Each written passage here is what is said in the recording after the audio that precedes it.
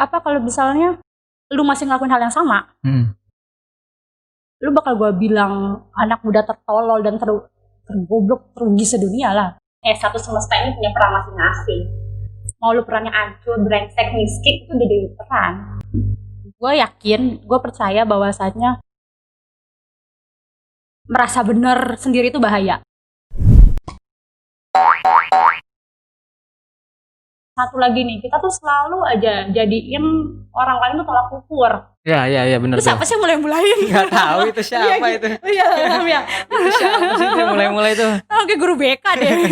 Nilai kamu tuh kalah gitu. Aduh. Lihat si itu gitu. Kan? Sama orang tua kan biasa gitu gak? Nilai kamu jelek banget, lihat si Ono gitu kan. Ibu lihat si Ono tuh lihat si ini. Kamu jangan lihat yang Ono, lihat yang ini. Ya itulah. Kalau gue sih ngelihatnya lagi-lagi faktor pendidikan sih. Jangan pendidikan. Kalau pendidikan kayaknya terlalu ini ya, kasar bahasanya, rendah kan. Kalau kata gue kayak ilmuwan. Ada yang pinter banget, semuanya bisa tahu gitu. Padahal cuma lulusan SMP gitu. Tapi hobinya ternyata baca, gaul gitu, main segala macam, percaya diri. Oke, ternyata dia punya membangun keluarga yang sangat dalam arti dewasa gitu, demokrasi ke anak-anaknya gitu. Jadi kalau kata gue, apa sih yang menyebabkan orang tua kita itu suka membandingkan? Ilmuwan, dia nggak ngerti parenting kali, bos. Yo iyalah. Sekarang apa kalau misalnya lu masih ngelakuin hal yang sama, lu bakal gue bilang anak muda tertolol dan tergoblok, terugi sedunia lah. Kondisinya adalah ilmu parenting sekarang terbuka banget, lu bisa akses, ada yang gratis, ada yang bayar, terserah pilihan. Lu tapi nggak mau ikutan kan, dan lu memilih meneruskan kebiasaan orang tua kita ya. Iya. Kok bodoh. Emang lu mau anak lo jadi kayak lo? Iya, jadi bilang aja gak apa-apa. Hidupnya nomaden. Tapi sebenarnya gue punya orang tua kayak itu termasuk bersyukur Kak. Maksudnya kan banyak tuh orang tua yang udah lu di rumah aja, bantuin gue gitu. Udah gak usah kemana-mana. Tapi orang tua gue beda Kak. Udah keluar aja gak apa-apa, jangan di rumah, cari pengalaman yang banyak. Bagus. Cari relasi yang banyak. Nah itu yang gak dilakukan sama orang tua yang lain kebanyakan. Banyak faktor kalau gue lihat. Pertama adalah kondisi dan situasi. Mungkin secara ekonomi gak mendukung. Mereka perlu suplaian lagi gitu, perlu keran-keran baru, jadi anaknya lah. Nah ini nih yang gue suka mohon untuk angkatan-angkatan yang lebih muda yang mau menikah muda ya, Bang Irdi. Anak itu bukan investasi. Anak bukan investasi. Bukan. Selalu punya harapan besar anaknya diinvestasi, nanti one day ketika kerja balik budi. Gue tuh sering baca di Twitter ya, ada loh yang masih maknya tuh nih sekian, lo harus ganti. Aduh, dia tiap gaji. Seriusan itu? Ada, ntar gue cari. Itu ada threadnya. Tuh, ternyata tuh banyak kan kayak gitu yang lo tuh habis segini sampai kuliah, lo harus ganti. Per bulan tuh berapa? Gila sih, masa gitu sih? Beneran. Ya itu, karena ngerasa anak itu investasi aset. Anak tuh bukan aset nih ya. Banyak anak banyak rezeki gitu ya. Oh, iya sih. Karena kan ada yang ngadoin. Enggak lah. Kalau Khalil Gibran pernah bilang bahwasanya anakmu bukan anakmu. Dia memang lahir dari rahimmu tapi bukan milikmu. Dia itu anak panah, kita tuh busur panah. Anak panah tuh mana sih, yang ini kan, yang buat iya. Kalau alatnya busur kan, kita tuh busur orang tua. Itu anak panah. Dia tuh punya arahnya sendiri, dia punya dunianya sendiri. Dia boleh jadi rahim dari gue lahirnya, tapi dia bukan milik gue, dia punya dunia sendiri. Dan kita nggak boleh. Nah kadang-kadang nih lagi-lagi nih orang tua, ya Allah, semoga Utami nggak kayak gini. Cita-cita yang nggak kita sampean tuh sering ditekanin ke anak. Dia gagal jadi guru, anaknya suruh masuk pendidikan. Iya. Itu stres bos. Gue banyak banget ya, udah bukti-bukti yang kayak gitu, hasil kabur, terus kabur sama pacarnya, cari dunia yang lebih menyenangkan gitu, karena orang tuanya sangat makan. Ya itu karena dibangunnya adalah mindsetnya adalah anak tuh aset, one day dia akan mengembalikan atau menambah harta gue, terus banyak anak banyak rezeki kayak gitu. Tapi sebenarnya salah nggak sih kalau misalnya orang tua tuh berpikirnya kalau misalnya di luar tuh bahaya, lu bakal kena pergaulan bebas. Ya bener dong, kan mereka kan hidup duluan bos. Tahu lah lebih tahu. Nah makanya mereka melakukan itu. Yang udah lu di rumah aja. Ya di rumah aja. Jangan kemana-mana, udah bantuin gue dagang. Iya tadi kan kalau yang hal itu kan kayak ekonomi kan. Kalau misalnya lebih kayak dia udah kaya nih, udah kaya tapi udah kaya tapi masih nggak boleh main. Yang mungkin itu ada kekhawatiran. Mungkin orang mamahnya atau papanya punya trauma masa lalu. Gitu. Kita kan nggak tahu. Tapi mau jadi apapun atau mau bagaimanapun gaya parenting ya, itu kan hak pribadi masing-masing gitu. Yang tadi gue lontarkan sebuah saran dan masukan aja bahwasannya ada fakta-fakta di luar sana gitu. Gak apa-apa juga kalau emang anaknya juga mau. Lagi-lagi sih kesepakatan. Kalau gue sih nggak apa-apa. Maksudnya kalau gimana ada yang kayak gitu. Gue sih ya nggak apa-apa kalau anaknya menerima. Ya udah gue di rumah aja ya nggak apa-apa. Ya kan. Ya di rumah aja tapi ada PS. Ya kan. Wifi kenceng ya nggak apa-apa. Di rumahnya trading kan. Kaya dia. Gue juga mau. Trading. Gue juga mau ya Allah kayak gitu kapan ya. Ongkang kaki di rumah aja dapat duit. Tapi berarti apa yang lu pelajarin di kampus itu nggak ada yang lu aplikasikan di ini ya? Nggak, maksudnya secara materi ya? Secara keilmuan jurusan? Oh, adalah. Ada ya?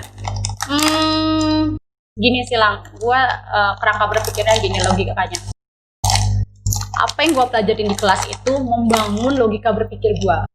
Sehingga gue punya kemampuan dan gue bisa menghasilkan uang dari kemampuan itu. Apapun yang dipelajarin? Iya, gue sangat merasa. Misalnya gue belajar ekonomi syariah tuh, gue kemarin belajar apa ya? Oh ya hukum lah. Apa namanya? Ini belajar aktuaria sama aktuaria lah, ngitung kematian misalnya gitu kan. Jadi gue bisa tahu di dunia kerja gue tuh, atau kan gue kerja nggak di satu tempat ini ya, dulu kan pernah di tempat-tempat lain. Gue bisa belajar, dapat fakta baru bahwasannya ternyata perempuan itu asuransinya lebih mahal karena perempuan tuh kalau mau mati sakit dulu. Lah emang laki-laki nggak begitu? Enggak, katanya langsung sakit, bapak gue semati. Cuma contohnya bapak. Gitu, dan itu memang faktanya membuktikan tuh kayak gitu loh. Gue dulu tuh belajar kayak gitu, kenapa perempuan tuh preminya lebih mahal, iurannya lebih mahal karena perempuan sakit dulu, laki-laki tuh enggak. Dan itu fakta, itu kita ngitung berapa sih kematian laki-laki dalam setiap tahun di Indonesia perempuan. Terus implementasi dalam kehidupan gue sehari-hari apa gitu ya, gue jadi terbiasa untuk riset, untuk mengetahui perbandingan kayak gitu-gitu. Logika berpikir gue jadinya kebangun, critical thinking gue kebangun gitu. Dan ngelatih critical thinking kayak gitu, itu bisa otodidak nggak? Otodidak. Atau butuh mentor? Perlu mentor. Perlu mentor. Ya perlu mentor karena gue yakin, gue percaya bahwasannya merasa benar sendiri itu bahaya. Kita kadang-kadang suka merasa benar sendiri, punya pemahaman terus merasa benar itu bahaya. Makanya gue senang discuss itu ya karena gue memvalidasi kebenaran yang gue pahami. Sama nggak sih gitu kan? Sama nggak sih, meskipun kan kejahatan yang dilakukan secara berjamaah juga bisa jadikan kebenaran kan? Tapi setidaknya sudut pandang gue ada nggak sih yang bertolak belakang?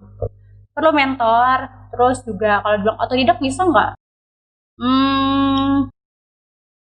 Kayaknya sih bisa, cuman kemauannya, effortnya besar, perlu usaha yang besar. Karena kalau critical thinking itu kan nggak bisa, ya otodidak ngelakuin tiba-tiba pengen jadi critical thinking, ya, tapi hasilnya bisa jadi critical thinking yang berkualitas kan perlu proses yang agak panjang. Gitu. Tapi sebenarnya ngelatihnya pakai praktek sebenarnya sih ya. Ya betul. Nggak mungkin juga kan baca buku aja gitu kan. Baca buku doang, tapi lo nggak mau diaplikasiin gitu. nggak ngaplikasiin, terus nggak discuss, lu akan ini lupa lah. Tumpul juga kan? Apa? Tumpul juga. Oh iya. Iya. Oh, gila makannya sendirian. Ini nih. Bisa lu makannya lu. Iyalah, akhirnya beli ginian. Nah, lu buka aku suka tuh. Padahal nggak di-endorse lu. Gimana lo, Lang? Apa? Sudah masuk ke tahap mahasiswa Salah jurusan. Mahasiswa abadi lah. Enggak salah abadi belum. Lu kok salah jurusan? Jurusan lu tuh bagus loh, Lang. Iya. Hukum gitu kan, kerjanya tuh lumayan lah. Masa dalam arti kesempatannya tuh banyak. Kenapa lu nggak salah jurusan? Lu emang dunianya di mana? Enggak sih sebenarnya. Pendidikan PAUD. Sebenarnya ilmu hukum tuh karena emang ngeliat keluarga aja, wah kayaknya bagus nih. Karena di keluarga ada sosok yang emang dia konsen di hukum gitu kan. Panutan ya makanya kan lingkungannya ya orang-orang itu terinspirasi loh. Ya. Terus pas sudah lu cemplung ke situ ternyata enggak. Asu. Ternyata asu. Udah kalau kayak gitu. Sebenarnya kalau emang mau di konsenin ya bisa. Gua yakin bisa mampu itu kan. Tapi enggak semenyenangkan itu prosesnya. Ya. Jadi enggak ada yang dinikmatin. Betul. Gitu. Kalau hidup kan soal kenikmatan ya, Bos. Ya iyalah, harus dinikmati loh. Mati tuh bisa kapan aja toh. Hidup kan nggak bisa kapan aja, cuma sekali. Yo, curang nih mati. Jangan dicatat. Takut. Gitu. Lagian sih, ini juga kalau kata gue balik ke pola pendidikan ya. Sekolah kita tuh ya mungkin kalau sekolahnya bagus ya, sekolah gua dulu kan enggak. Jadi enggak ada konsul gitu, enggak ada. Bahkan kan baru di organisasi kita kan, kita membuat sebuah lembaga belajar terus ada konsulnya. Sekolah mana aware. Yang sekolah aware itu kadang-kadang cuma berapa serapan ya kan? Berapa serapan itu aja kayak negara nih, kayak ke kementerian serapan terus capek kerja mulu. Ya gitu. Nah, bagusnya itu sih. Kalau kata gue kenapa Lang ada sekolah-sekolah yang kayak gitu dan kita masuk ke dalam sekolah-sekolah itu? Kenapa? Karena itu peluang buat orang-orang yang kayak kita akhirnya terinspirasi punya lembaga gitu. Coba sekolah semua bagus ya, gak jadi apa-apa Lang. Lu gak mungkin terkenal Lang. Gak mungkin punya BPUN Lang. Iya ya. Iya bener ya. Satu semesta ini punya peran masing-masing. Mau lu perannya ancur, brengsek, miskin itu udah jadi peran. Lu harus nikmatin peran itu. Gue nih perannya kayak gini, apes. Jadi perempuan jalang begini ya, berarti peran gue kayak gini dan melakukan yang terbaik. Karena semesta ini gak bakalan muter, Bos. Kalau gak ada lu, bisa semesta gak bergerak. Gila gak ada. Gak ada itu gak bisa. Apa gila? Gak ada yang gak bisa bergerak. Tapi sebenarnya keluarga lu tuh Kak termasuk keluarga yang backgroundnya pendidikan gak sih? Iya. Background pendidikan. Peduli pendidikan. Peduli pendidikan. Tapi bukan pendidikan. Keluarga besar iya. Tapi mungkin gue jadi dapat peran nih. Keluarga gue dapat peran dan biasa-biasa saja gitu kan. Bokap gue cuma wartawan senior.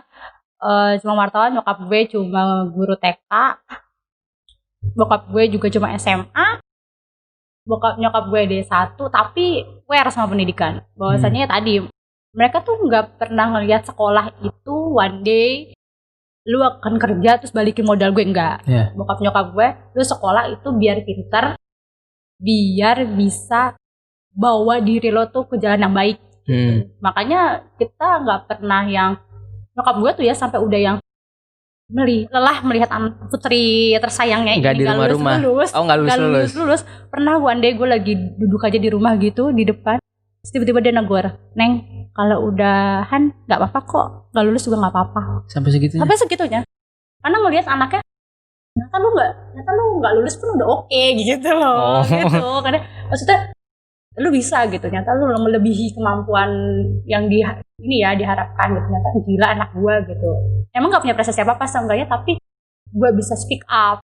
Nyokap bokap gua tuh sangat apresiasi banget kalau anaknya bisa speak up, bersuara gitu, menyampaikan aspirasinya, nggak diem gitu. Nyokap gue tuh kayak gitu, senang bokap gue, apalagi bokap gue itu bisa diskusi apa aja, tiap sore itu kita bisa diskusi apa aja, mulai dari kitab, nabi, politik. Bokap gue kan wartawan ya, terus baca koran terus setiap hari. Jadi luas banget tuh pikirannya. Gue nyambung sini gitu. Jadi bokap gue harapannya adalah ya lu minimal punya pemikiran yang luas, dan dari situ tuh lu bisa bawa diri lo kemana, jadi apa aja gitu. Bokap gue tuh. Tapi abang gue tuh tipe yang diem kan, nggak vokal.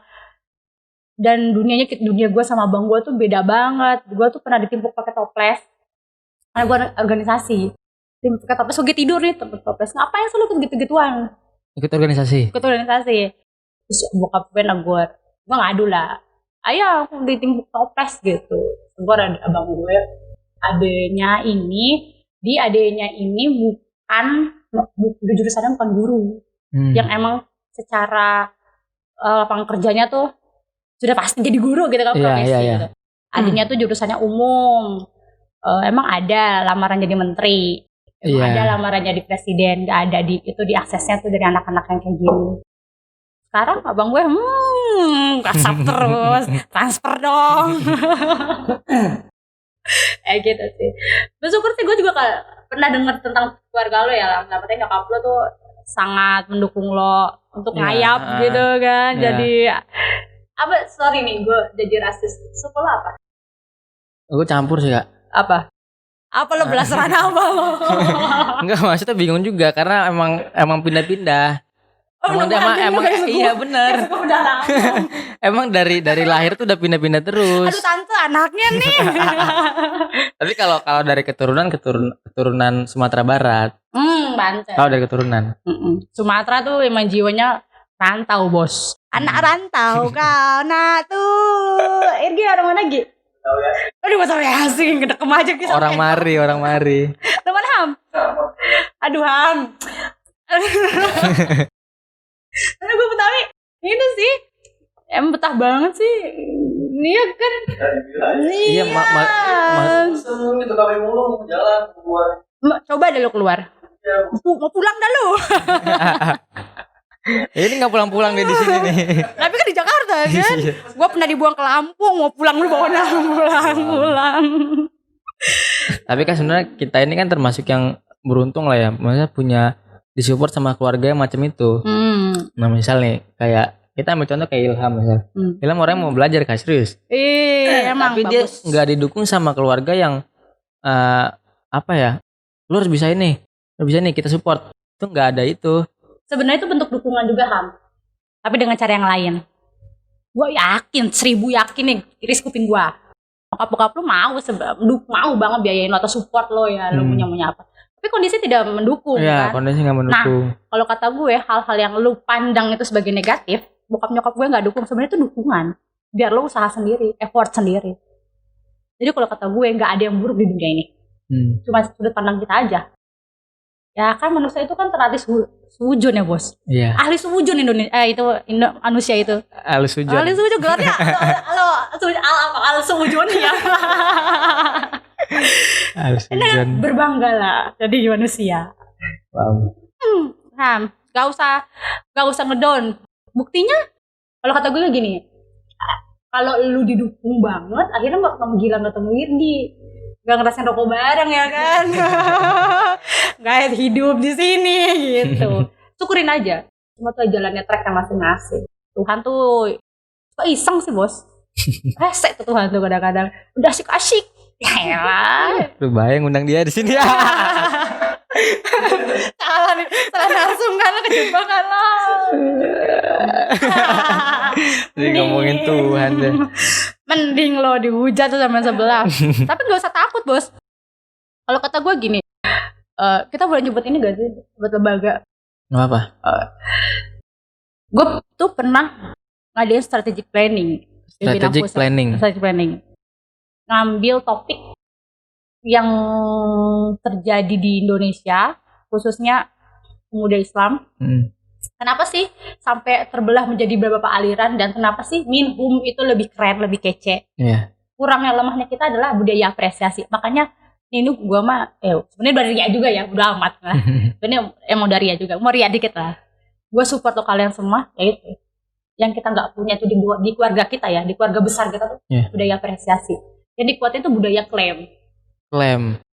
Kalau udah terkenal klaim anak itu tuh, anak kita tuh. Coba dari awal ngerintis kayak lo nih di sini, pernah nggak diapresiasi terus apa? Susah ke asli. Ini aja kita modal sendiri. Mungkin tempat baru kita minjam kan. Ini modal sendiri. Keren kan lo? Kalau ada usaha pasti ada jalan. Iya. Teori doang asu. Tetap pakai proposal ya. Tapi seenggaknya itulah apresiasi. Yang kita nggak punya itu budaya apresiasi. Yang gue temuin ya saat di training satu. Yang kedua adalah support system. Support system kita tuh nggak kuat, nggak kayak Minhum. Wah, Minhum tuh melihat dikit berpotensi nih, dipoles terus, digosok terus kayak bang wakik sampai akhirnya mahal. Kita nih malah aneh lu. Lihat Ilham nih di Minhum, lu bisa apa nih Ham? Lu bisa apa Ham? Banyak kan dia bisanya. Bisa banyak kan karena pembelajar kan, pembelajar yang cepat kan lo. Nah itu di Minhum lu bisa digosok bahasanya, diasah gitu kan sampai jadi orang. Di kita aneh, ada suwo gitu. Makanya tuh gue tuh mau mulai dari angkatan gue ya, Bang Icang, Bang Nasrul segala macam tuh kita budaya support, budaya apresiasi. Lo bisa apa, lo apa. Kita punyanya apa, kita bantu segala macam gitu. Karena jadi kita tuh nggak enak. Jadi gue yang lain tuh agak kurang menyenangkan lah karena budaya apresiasinya sulit gitu, nggak pernah dapetnya kalau kita udah jadi orang. Iya, kalau jadi orang baru, ini temen gue nih. Tuh adik kader gue nih, gitu kan. Iya. Klaim aja lu. Nyamuk. Dulu gue susah, lu kemana? Nyamuk. Gitu. Susah juga sih, tapi ya bukan berarti nggak bisa lang. Kita pelan-pelan, perlahan-lahan. Kita putusin, kita gunting kayak gitu. Lagi masih ada Gilang, Ilham dan Irgi ya kayaknya oke aja nih di sini. Sejak oke aja. Ya apa ya? Kenapa Minhum tuh entah itu YouTube-nya tuh kece-kece karena mereka tuh berani ngambil konten-konten yang sangat sensitif. Meskipun nanti after itu kan bisa klarifikasi, ya kan? Yang penting viral dulu. Ada goyangannya tuh, viral lagi gitu kan, kayak gitu. Kalau kata gue, makanya kan gue bilang dari aku tadi juga sempat ngobrol sama Gilang, besok tuh ngambil topik-topiknya yang agak sedikit aja, line of the box gitu. Beda, nggak apa-apa. Kena kritik apa segala macam. Tadi kan juga kan rencana awalnya apa, tapi kan gue mikir. Iya sih, gue mikirnya sih oke, no problem buat gue sendiri. Tapi kan gue tuh memegang sebuah pedoman bahwasanya ketika gue keluar rumah, itu yang gue bawa itu nama keluarga, nama organisasi, nama kantor gitu. Jadi kalau gue sebenarnya emang aneh ya lang kalau cewek ngerokok. Gimana? Kalau gue ya. Sebagai sudut pandang mata laki-laki ya kan. Kalau gue nggak aneh sih. Kenapa nggak aneh? Ya gimana ya? Sebenarnya rokok itu masalah per individu ya, maksudnya dia mau ngerokok yang ngerokok. Tapi kalau kita kan sama-sama tahu ngerokok itu ada efek sampingnya, bla bla bla bla gitu kan. Ya kalau emang dia tahu dan mau menerima resiko itu ya no problem, silakan gitu. Jangan jantung. Kan gitu sebenarnya. Tapi kan di satu sisi kan mereka juga ada kayak ngerasa, wah ini kenikmatan gue bisa ngerokok gitu. Nah itu no problem sebenarnya. Meskipun secara efek samping kan bisa diterima laki, maksudnya laki-laki juga bisa. Iya, laki-laki juga bisa. Loh. Kok gitu? Kenapa? Gini, ngambil dari dia hamil gitu ya.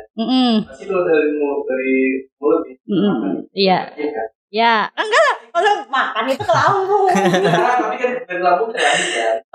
Oh, lagi hamil. Iya. Kalau misalnya kita ngambil di sebelum hamil rokok nih. Bukannya nih, tapi bisa enggak. Kan lo hamil. Kita nggak bisa tahu misalnya terus. Oke, tapi selain dari itulah pandang lo. Kalau lo cewek ngerokok gimana? Itu karena lu punya mantan rokok. Oh gitu.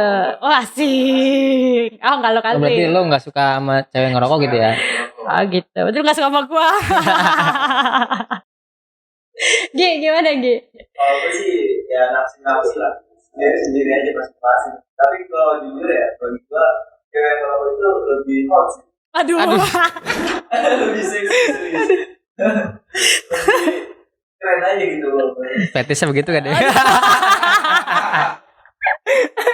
Ampun udah obrolan tengah malam.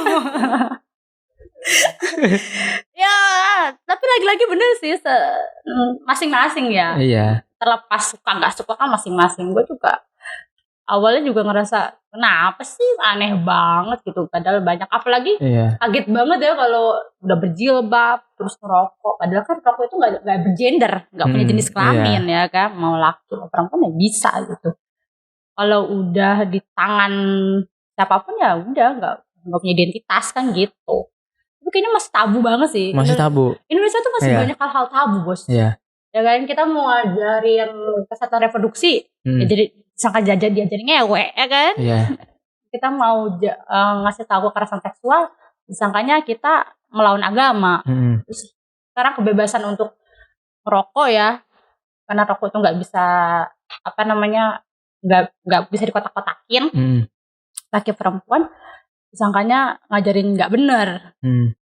Jadi bener tuh gimana sih indikatornya? Tapi sebenarnya ya yang gue perhatiin, Indonesia ini udah tabu, sekalinya tabunya udah selesai nih, kebablasan nggak? Contoh, kita edukasi seks, itu tabu banget di Indonesia. Mungkin beberapa tahun sekarang itu mungkin udah nggak tabu lah, udah banyak yang ngomongin itu. Open minded ya. Iya, udah open minded. Tapi education yourself. Iya. Tapi sekalinya orang Indonesia udah belajar nggak tabu, kebablasan. Betul. Banyak yang hamil di luar nikah, banyak nikah by accident. Itu sama aja tuh. Iya. Sama ya. Bahasa Inggrisnya aja itu ya. Gilang tuh kadang-kadang suka ngomong loh, memberitahu ya kan kemampuan diam. Iya, maksudnya kayak gitu, itu orang Indonesia tuh begitu. Ya Indonesia tuh udah bego, nggak bertanggung jawab. Udah bego nggak bertanggung jawab. Lah sebenarnya gini ya, soal terpenting kita gak usah ngomongin agama ya. Kalau ngomongin agama udah pasti kagak boleh ya kan, kita udahlah gitu kan. Masa sifat kayak agama.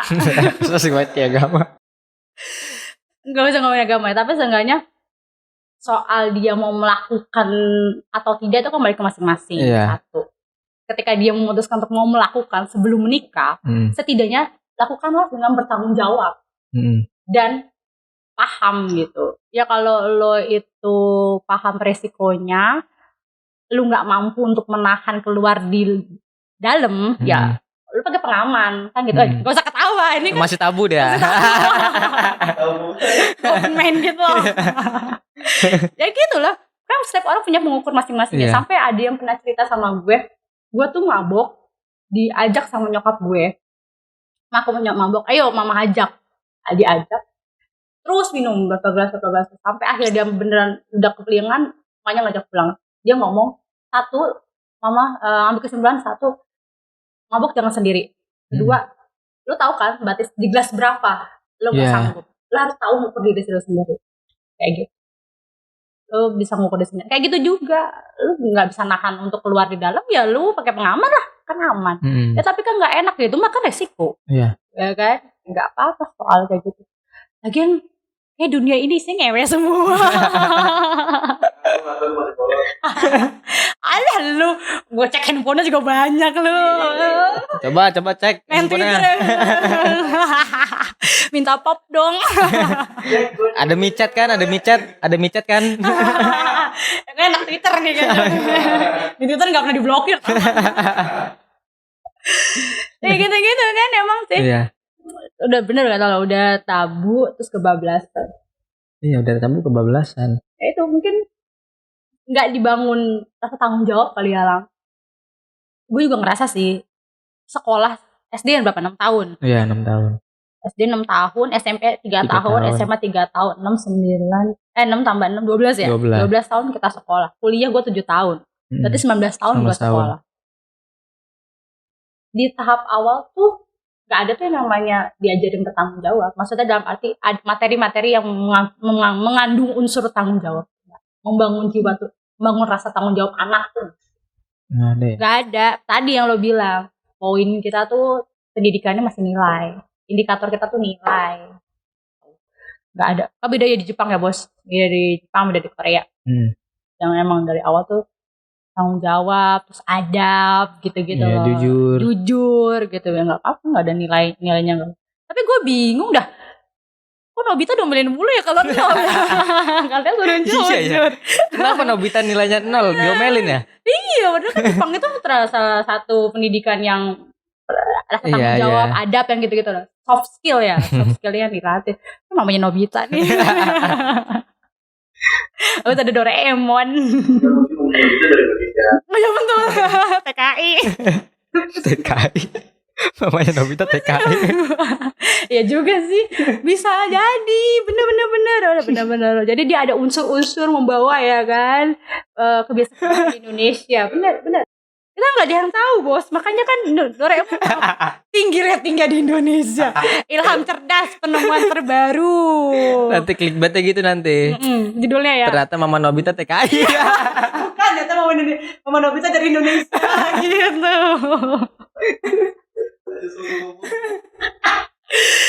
Lagian sih lu ada aja lagi.